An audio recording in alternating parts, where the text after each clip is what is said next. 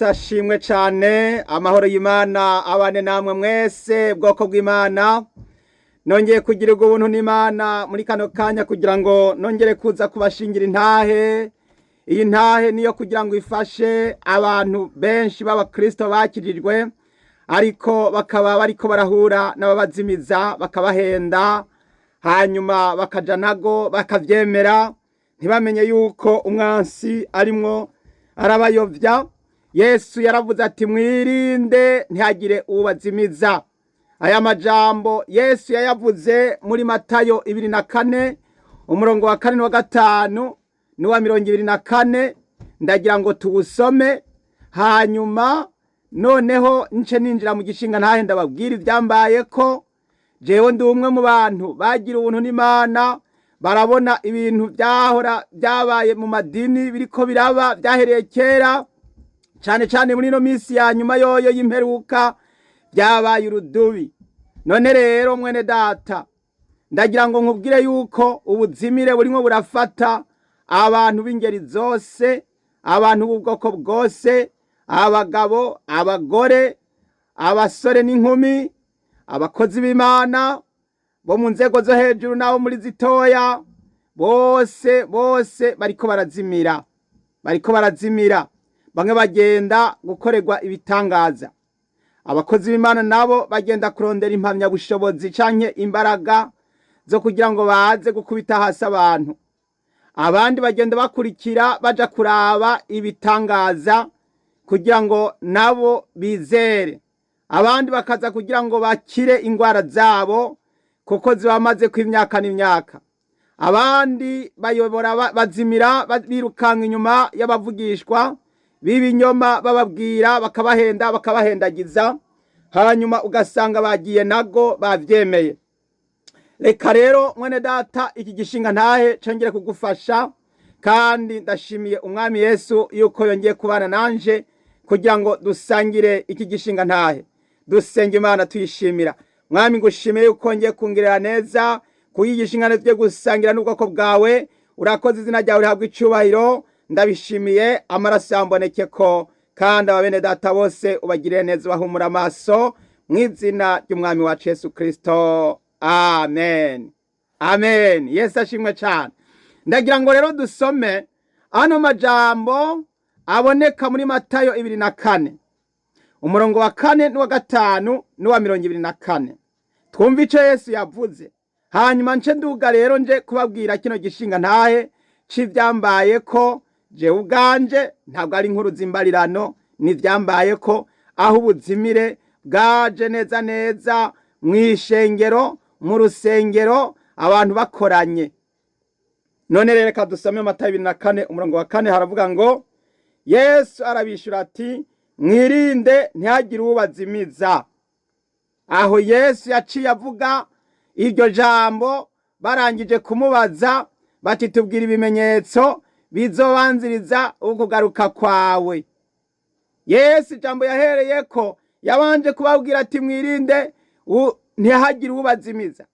Ntabwo yavuze ati mwirinde imiduga ntizobagonge. Ntabwo yavuze ati mwirinde ibikoko byo mwishamba ntizo bibarye.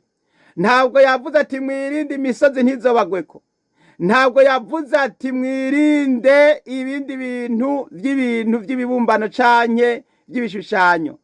Yesu yavuze umuntu nkawe nanje ahema aganura avuga yuko ari we azokuyovya. Abantu bahendwa na bagenzi babo, ijuru abantu baribuzwa na bagenzi babo, abantu bazimizwa na bagenzi babo. Na Yesu mu kugugwa yaguzwe n'umuntu kandi w'umuyuda, ndetse yari umwigishwa muri za ntumwa 12. Kandi Yesu amahera yo kumugura yatanzwe n'abaherezi bo mu rusengero rukuru rw'Imana nzima hano ku isi. Abaherezi bakuru batanga ibimazi bosereza imibavu nibo baguze Yesu. Aha rero ndagira ngo muri kugushinga intahe mwumve umurongo wa 5 uravuze ngo kuko benshi bazoza mu izina ryanje bati ni jewe Kristo, kandi bazozimiza benshi. Benshi bazoza mu izina ryanje bati ni jewe Kristo. Iryo jambo Yesu arivuze imyaka 2000 iri kwiruzura. none ngibi turabibonesha amaso. Ndagira ngo mbabwire ivyambaye ko mwihariko mujoregwe mutangare. Imbere yuko nja kugishinga nahe, ndagira ngo mwumve ijambo Yesu yavuze ku murongo wa 24. Yaravuze ngo kuko hazokwaduka bigira Kristo n'abigira bavugishwa n'Imana, bagakora ibimenyetso bihambaye nibitangaza kugira ngo bazimize n'abatoranijwe n'ivyashoboka. Yesu ashimwe cyane. Hano Yesu yarongeye ku ijambo aravuga ngo n'ivyashoboka. Abantu benshi bariko barazimizwa, ariko hazimizwa abatanditswe amazina yabo mu gitabo cy'ubugingo. Mwene data, suzuma wumve ko amazina yawe yoba yanditswe muri ico gitabo cy'umuhagazi w'intama w'Imana kiriko kira igitabo cy'ubugingo. Yesu Kristo arimo arandika. Yesu arimo arandika, yaramaze kwandika, n'ubu aracandika kandi arakomeje yandika, kandi igihe kigiye kurangira. Suzuma urabe yuko amazina yawe yanditswe, kuko nutaba wanditswe urazimizwa, baragutwara, uragenda. Yesu ashimwe cyane. None rero reka nje kugishinga nahe mbabwira ivyambaye ko narabaye ngaho, hanyuma umukozi w'Imana mugenzi wanje w'umuzungu arantelefona, turaganira. Nuko twari dusanzwe tumenyeranye, dukorana ibikorwa ibihe byinshi, imyaka myinshi. Hanyuma rero arambwira ati rero umva mwene data, ati turi mu gikorane hano, ati turi mu gikorane hano, ati ni jewe ndimo ndasobanura, ati hari umuzungu yavuye muri Amerika, ati none yaje gukoresha igikorane hano i Quebec, ati none rero ati ndagira nguze nawe ufatanye natwe muri iyo migisha y'Imana. Ndamubwira nti urakoze cyane, ntimbere reka nzoze, ni kandi tuzozana na famiye. Hanyuma rero turagenda murantunga, turagenda rero ico gihe turashikayo, n'urugendo rw'amasaha 3 uvuye mu gisagara cyo tubamwo twerekeza aho gikorane cyariko kirabera. Hanyuma dushitseyo arambwira ati rero, arantelefona arambwira ati rero jewe sinabonetse, nagiye gufasha muri ndi shengero, ati rero ndagira ngo amazina yawe namaze kuyashikiriza, ati kandi baraza kukwakira nk'umukozi w'Imana. Hanyuma rero ati namaze kubabwira n'amazina yawe, barakwakira, ati mwisanzure, ati Imana ihabwe icubahiro. Hanyuma rero turinjira, twari tucinjira dusanga babimenye ko turi bujeyo. Hanyuma nuko rero baratwakira, abajejwe protokole batwicarikariya mu ntebe z'imbere. Hanyuma rero umukenyezi wanje ati oya reka, yarakebwe, umukenyezi wanje yarakebwe, avuga ati reka jewe ngumane n'abana mu ntebe, ncunga abana mu ntebe, abana batoya. Hanyuma rero nuko gikorane kiratangura. Umuvuga butumwa yarakiyoboye, yari yaje gukiyobora n'umuzungu w'umunyamerika. Hanyuma rero nuko turicara, nuko gikorane kimaze gutangura turabandanya, ibikorwa bigenda neza ukuri kwamye. Murabizi abantu twamenyereye kuba mu bikorane kera, imbere y'intambara y'ugwimo mu Burundi kuri Ndadaye, imbere yaho harabi bikorane abantu bagahezagirwa, twarahezagirwa tugafashwa, eka ntiworaba. Rero uwo mutima wo kwipfuza ibikorane, uwo mutima wo kwipfuza kubaha abantu bariko baridagadura bahimbaza Imana, uwo mutima nukuri nubu ntiwigera umvamwo. Yesu ashimwe cyane. Ngoma nipfuza ahantu hari bikorane, Imana ishimwe. Ngoma nipfuza ahantu kuko hariho nikorasi ngo tuzobona igikorane, tuzobona igikorane, tuzobona igikorane cyo mwijuru.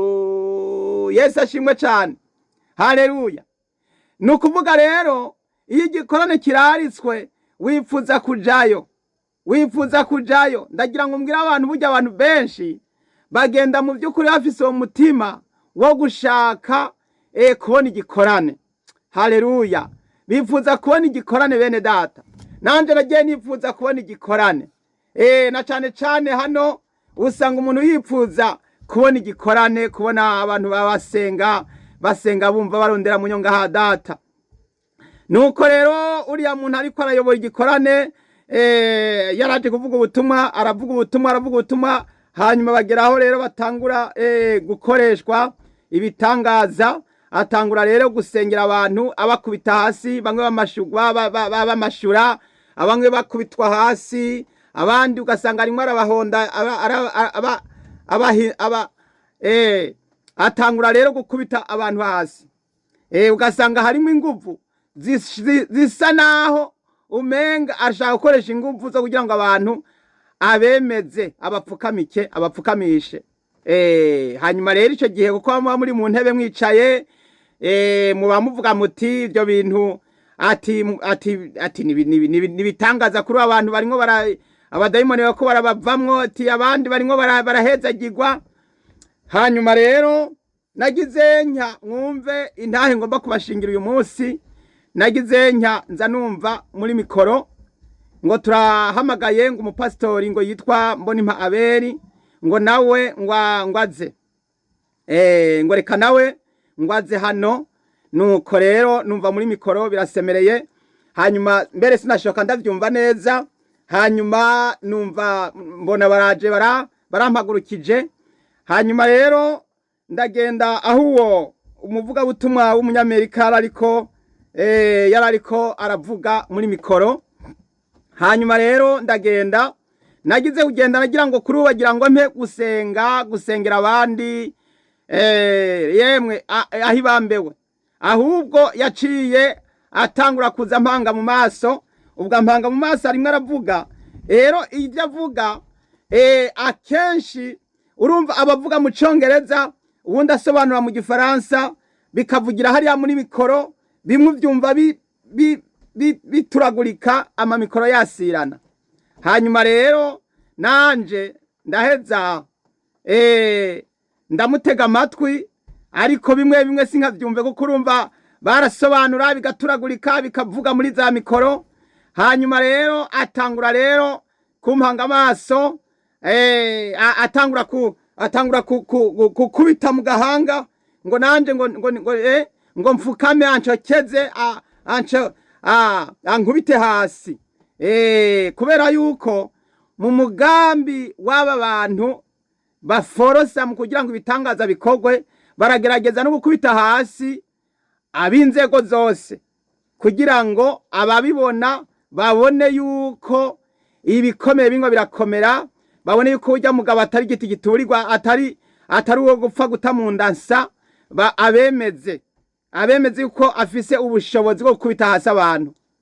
Nuko rero atangura kuza ankandirira hasi, anyereka ngo nimfukame. Nuko biranka, sinapfukama.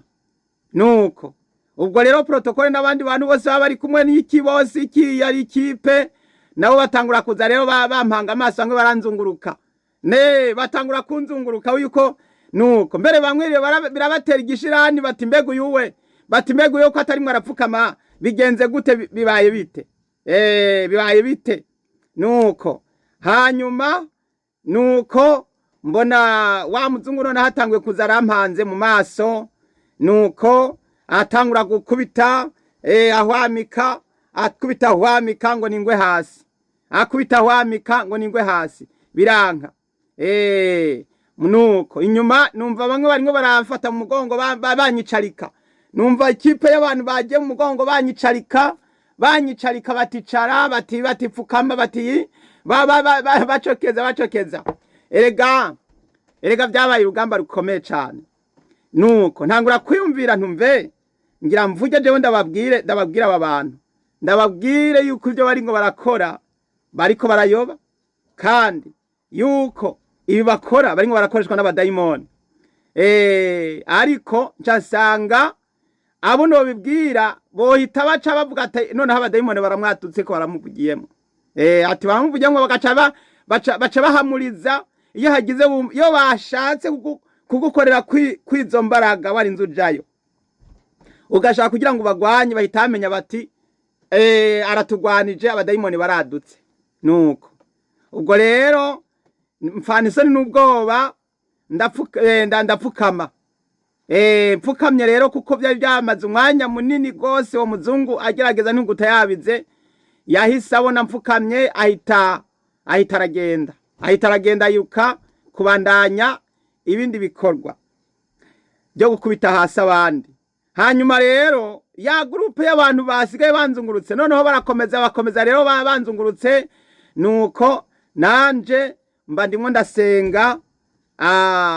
Ubwo uko nasenga ndavuga nti noneho mbega Mana ko jewe naje ngira ngo nje gusenga, naje mu gikorane, none nakabaye naje mugwa muri no mitego imeze gutya. Noneho nibuka yuko ibi bintu by'amadini n'ubundi naringiye, ntabwo nari nsanzwe nkiri mu madini, nari narahejeje gusezera ibi bintu by'aya madini. Ubu haraciye imyaka nkine ico gikorane kibaye, nkine canke 3 ico gikorane kibaye. Kandi ivyo nimo ndababwira baranabishize kuri YouTube. Ico gihe byamaze igihe biri kuri YouTube, ubu niho nagiye kubiraba nsanga barabihanaguye. Ukuntu bari banzungurutse bari babishize kuri YouTube, yari YouTube imara amasaha 2, igikorane cyose bari bagikameye. Hanyuma rero uravye ukuntu bari banzungurutse nukuvuga, ndagira ngo mbabwire aba bantu bakora ibitangaza barakenyeye kandi bakoresha imbaraga zo kugira ngo bemeze abantu yuko barimo barakubita abantu hasi. Byarahindutse rero, ibitangaza bisigaye bisobanurwa yuko ari umuntu kugwa hasi. Ariko ndagira ngo mbabwire yuko igitandukanye n'ibitangaza bya Kristo Yesu Munyanazareti hamwe n'ibitangaza bya Antikristo, ibitangaza by'umwami Yesu akiza umuntu amuzamura amuhagurutsa. Akiza umuntu amuzamura amuhagurutsa. Uba wajugwaye, Yesu agukiza akubwira ati ikorere inderuzo yawe, ikorere ikirago cawe utahe. Ariko ibitangaza bya Antikristo uba wagiye ukomeye, ukaba wumva umeze neza uri umugabo cyangwa umupfasoni, ariko ukagira ucya ukabona baguhase bakugobera batigwa hasi, ati tembagara wirengemwo. Usanga bafise ibitambara canka amashuka baza baca barenza ku bantu imirambikango. Hanyuma rero wamuvuga butuma kiyarura akerekana yuko ari wasigaye gusa, ashobora kutambatamba hejuru y'imivyimba, yitamba hejuru y'imivyimba abantu. Muri ico gihe rero ndavuga nti Mana wongeye kumpa ikimenyetso kigaragaza neza yuko amadini y'iki gihe, abakozi b'Imana b'iki gihe biyita abakozi b'Imana ariko ari abakozi ba Satani, abakozi ba Antikristo. Ati numwe mu bandi, numwe mu bavugishwa b'ibinyoma, numwe muri ba Antikristo. Wa murongo twasoma hano wa 24 Matayo 24 nyene havuze ngo kuko hazokwaduka abigira Kristo n'abigira bavugishwa n'Imana bagakora ibimenyetso bihambaye n'ibitangaza kugira ngo bazimize n'abatoranijwe n'ibyashoboka. Erega baragerageje kunzimiza kandi baranyemeje, kuko bashaka ngo nce mbandanya nkorana nabo, batangura kumpa noneho ico aho hantu naraharokotse. Maze kuharokoka protokole yo batangura kumaza ngo umeze gute, nuko ndazunguza umutwe ndababwira nti jewe ndakomeye.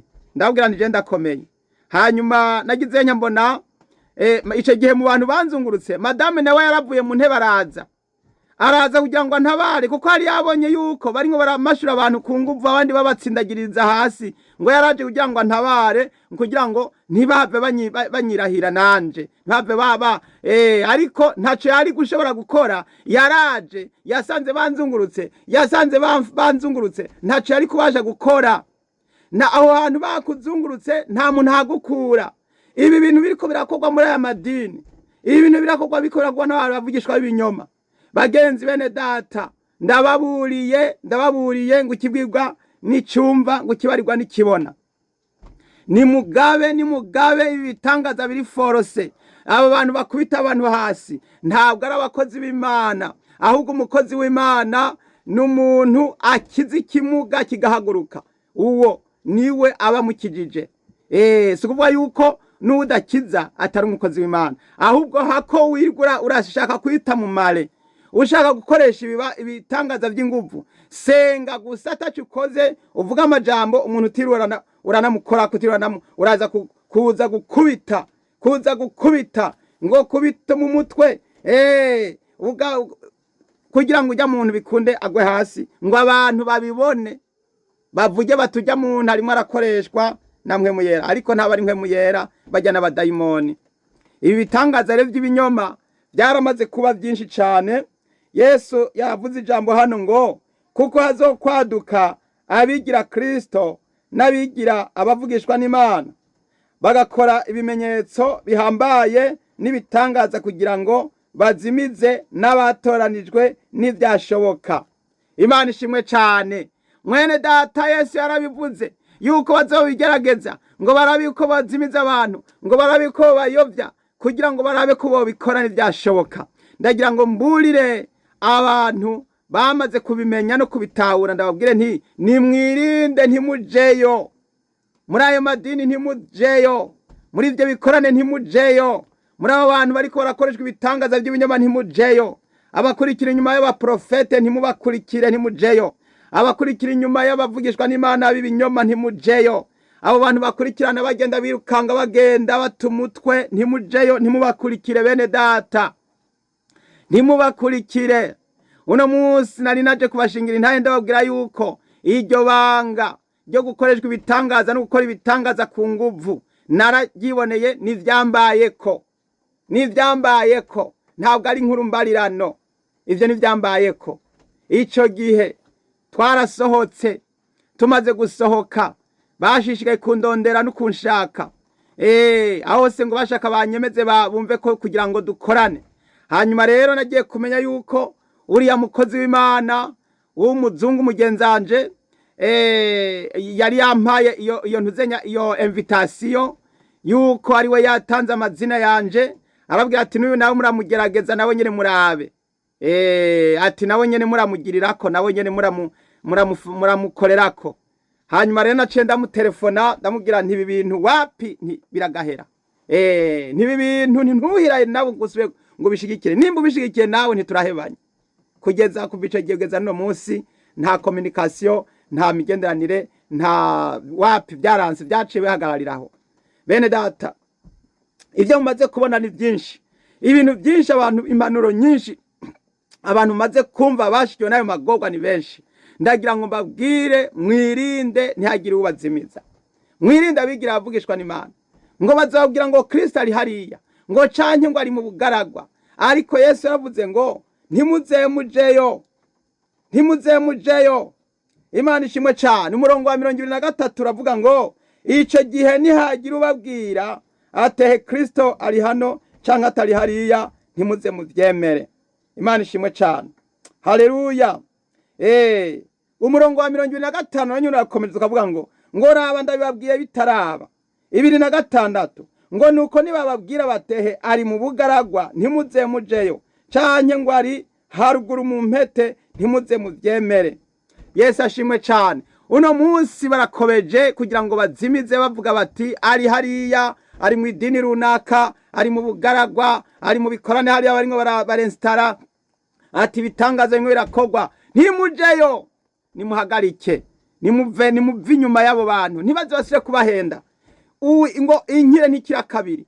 Ndagira ngo ndakubwire mwene data, ngo ibuye riserutse ntibibari cica isuka, kandi ngo yanka kubwirwa yabariwe nuko ijisho ritukura.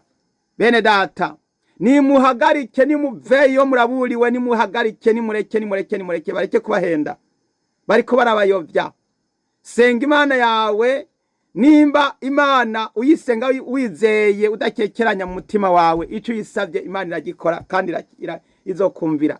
Yesu niwe yavyivugiye ati niwasenga uje haruguru mu mpete usenge so aba mu mpisho, kandi so abo nibihishijwe azoguhera. Haleluya. Ayo majambo ari muri Matayo 6 umurongo wa 6. Matayo 6:6. Haravuga ngo ariko wehe yusenga uje haruguru mu nzu yawe, wugare urugi, usenge so aba mu mpisho, kandi so akuboneye mu mpisho azoguhera. Haleluya. Yesu yumva abantu basenga bari mu mpisho. Kuko ubwo bugaragwa ni mu butayu, ni muri republike, ni muri rubanda nyamwinshi. Ubwo bugaragwa urinda kujayo, Yesu umusize mu nzi wawe, urinze kuja muri ubwo bugaragwa. Genda mu nzi yawe usenge, kuko ubu ivyari magera vyarageruye, byabikorane mwahora mubona abantu bagahezagirwa bariko kera twaja mu makoraniro y'ibikorane tugatamba tugatarika, ngo tuzosimba simba mwijuru, amen haleluya, oh haleluya, amen haleluya, tuzotwenga twenga mwijuru, amen haleluya, haleluya haleluya. Ariko uyu munsi bagenda barondera ibitangaza. Kera twagenda mu bikorane dushaka kubona Yesu, haleluya, dushaka kugira ngo mpwemu yarayikorere. Imana ishimwe cyane. Ariko uyu munsi abantu bariko baraja mu bikorane barondera ibitangaza. Antikristo yaramaze kuza kwinjira no kunyengetera mu bantu. Uno munsi abantu barahindaguritse, umuntu uramuhigamwo bwa bukozi bw'Imana ukabubura. Kera umuntu yava muhira ari umukozi w'Imana agiye atwaye message Imana yamuhaye. Ariko uyu munsi bagenda bashaka barimwo tubiri, bashaka amafaranga, bashaka ivyubahiro, bashaka kubahwa, bashaka ibiti, bashaka inzego.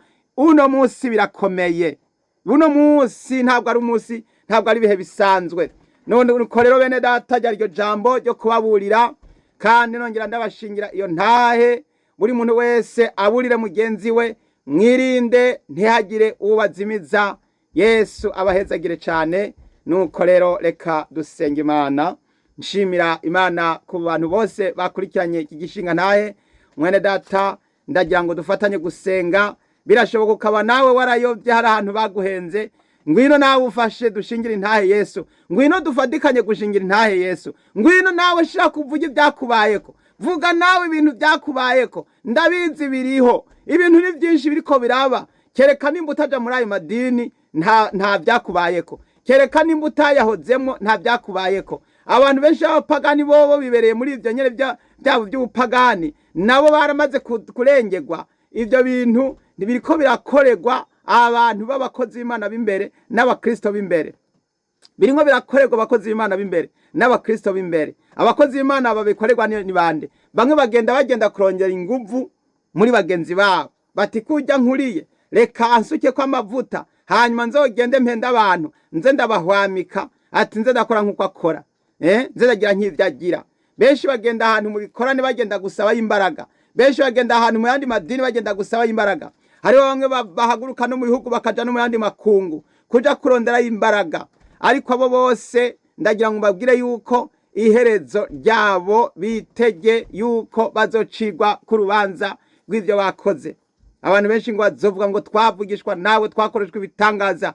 Ariko Yesu azobabwira ati mviraho mwa nkozi z'ibibi, mwabakora ibiziramwe, simbazi mukozi w'Imana. Ndagira ngo nkubwire yuko udakwiriye gushira imbere ibitangaza, udakwiye gushira imbere guhatira abantu ngo ubakubite hasi, udakwiye guhatira abantu ngo mpaka ngo ugende ngo bakorere ko ibitangaza, ngo bakorereko ngo kugira ngo bikunde wemegwe canke ngo ubemeze.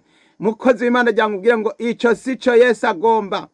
Ico sico Yesu agomba. Yesu agomba yuko umwumvira mu bikorwa no mu ngiro ndetse no mu majambo. Imana ishimwe cyane. Yesu yakomeje guhanura cyane abikuriye hasi ibyo bintu yarabivuze.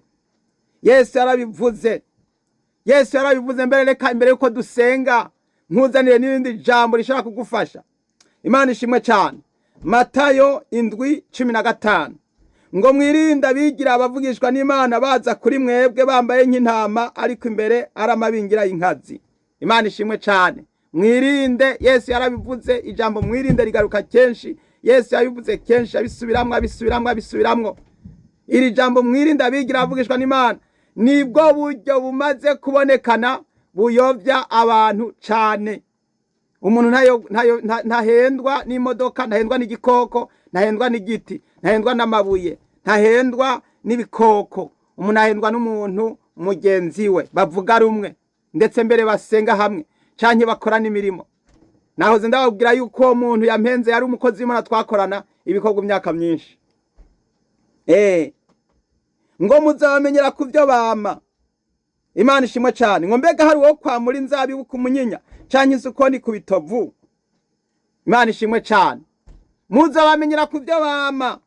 Hanyuma rero umurongo wa 21 uca uvuga ngo umuntu wese 21 ngo umuntu wese amvumereza ati mwami mwami siwe azokwinjira mu bwami bwo mwijuru atari gukora ibyo data wo mwijuru agomba. Haleluya.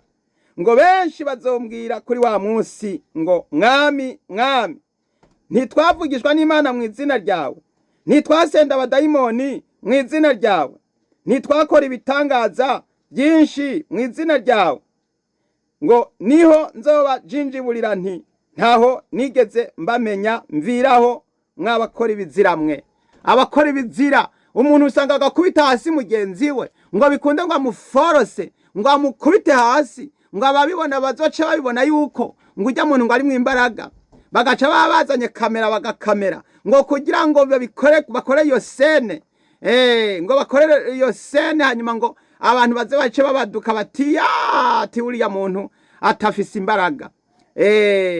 Rero ibi bintu barimo barakora ndagira ngo mwumve yuko bazobibazwa, ngo Yesu azobajinjibura ababwira ngo ntaho nigeze mbamenya. Abo bantu Yesu ntabazi, ubazi n'ujya arimo arabakoresha ni Antikristo. Yesu ntabazi. Mwene data wewe rero ukaburi muramukurikira uwo muntu, nawe uzogendana nawe, uzojana nawe, uzobibazwa kuko wemeye ukamutera impigi ukamushigikira ukajiyari.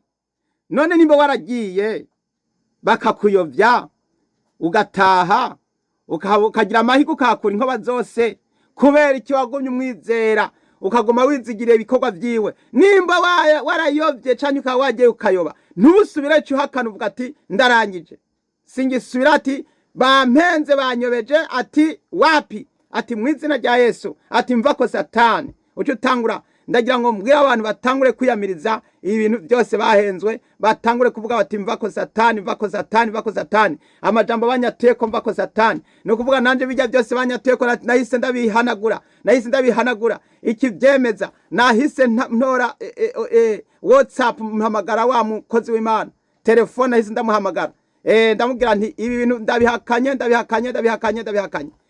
No mwisi mwe mu bita byumvikana kubihakanye, nturinda kurindira ejo canke hirya y'ejo ucuhakana.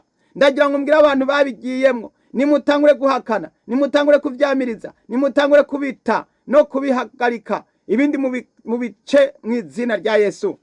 Imana ishimwe cyane.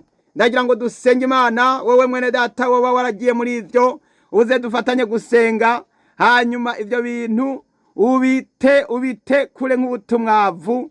Abo badayimoni baje kukuvugira no kwatira kwa majambo bishushanije, abo bantu bakuvemwo, abo badayimoni bakuvemwo, batuzwe, bagende mu izina rya Yesu Kristo. Haleluya. Kandi ucumaramaza ibyayo madini utangure gushiburira inyuma. Imana ishimwe cyane. Paulo yaravuze ngo ibyahora bimbera inyungu kera ngo ndavyumvira ko aragacuku. Paulo yahora ari umunyedini akomeye, ari umufarisayo w'ikomvyo wo kwica abantu, afise inkomezi n'imbaraga n'ubutegetsi n'ivyete yarabifise byo kuza guhiga abantu, ariko ngo ibyahora bimubera inyungu, ibyahora yabona bimutera kuduga mu nzego no mu ntera, yahise abona ko aragacuku kubwo kumenya Yesu. Reka dusenge Imana. Ca bugufi dusenge mwene data. Data mu izina rya Yesu, ndagushimiye mwami Yesu bw'igishinga naye cyo ngiye gutambuka, abacumvise bose mwami ndabasengeye. Uyu mwene data nawe yarayovye mwami, sindamuzi ariko uramubona, ndamusengera ndamusabiye akakanya kugira ngo mutabare umukure kwa abadayimoni ivyo bamwatuyeko. byose bifutwe bihanagurike mu izina rya Yesu. Abakurikiye ibitangaza by'ibinyoma, abazimiye n'abayobye n'abataye umurongo, abahushije n'abazimiye, abataye Yesu bakaza kurondera antikristo, ndabasengera akanya bihane. Turahagaritse ibitero byose by'imyuka mibi by'imizimu mu izina rya Yesu. Ndasabye mwami ngo abantu amazina yabo yanditswe muri iki gitabo c'abapfuye yongere kuhanagurika kayo, aveyo bava inyuma y'ubu bugaragwa, bava inyuma y'aba bantu bavugishwa ibinyoma. Amazina yabo yandikwe mu gitabo c'ubugingo ca mwagazi w'intama yatanzwe ku ikimazi uhereye kuremwa kw'isi. Mwami ndagushimiye, igishinga nta gifashe benshi, abavyumvise bose mwami ndabasabiye ubagendere kandi ubagirire neza. Izina ryawe rihabwa icubahiro. Ndagushimiye ko hari umwene data yihanye ibyaha yagendeyemwo byose by'ubuzimire, aho yayovye, aho yataye inzira, aho yirukanze inyuma y'amadini, aho yirukanze inyuma y'abavugishwa ibinyoma. Ndamusaba imbabazi, umuharire icaha n'akaha, umuharire nk'uko wampariye, umubabarire nk'uko wambabariye, umwuhagire nk'uko wanyuhagiye. Ndagushimiye. Jambo ryawe riravuga ngo ubonye Yesu amaze kugukiza ngo ntiwigungane ibyo yagukoreye, ngo bwira abandi yuko Yesu akiza, ngo basengere nk'uko nanje nagusengeye.